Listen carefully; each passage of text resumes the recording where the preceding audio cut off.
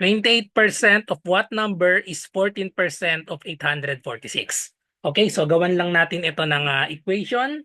So let's translate word by word. So 28% we can reduce this or we can convert this into decimal or into fraction. In this example, it's better if we use decimal. So 28%, so that is the same with 0.28. Of means multiplication. And then we have what number? So we don't know the number. We can assign any variable, let's say n. Is means equal sign. So equals 14%. So convert this again into decimal. So that is equal to 0.14. And then of another multiplication. And then we have 846. So let's just do this manually. So let's multiply this 846 times 0.14. So just distribute the 4. 4 times 6, we have 24. 4 times 4 is 16 plus 2, so we have 18. 8 times 4 times 8 is 32 plus 1, so we have 33. Then 1 times 846 is 846, and then add. Bring down 4. 8 plus 6 is 14. Carry 1. 1 plus 3 plus 4, we have 8. 3 plus 8 is 11. Count the number of decimal places, 1, 2. So therefore, the decimal point is here, 118.44. So we have 118.44, and then just copy 0.28 times n. To solve the value of n, just divide both sides by 0.28.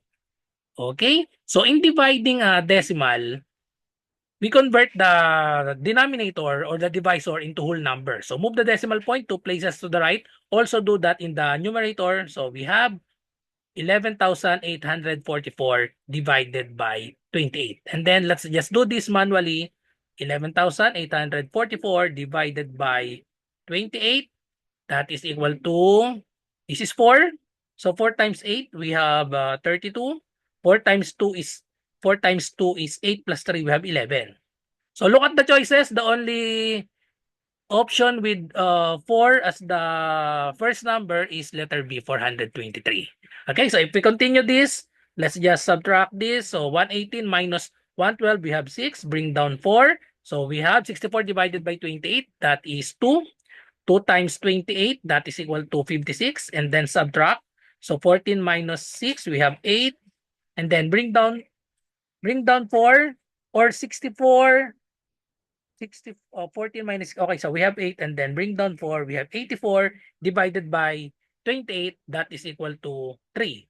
3 times 8 is equal to 24, and then 3 times 2 is 6, plus 2, we have 84. So there is no remainder. So the final answer is 423. Follow me for more content like this.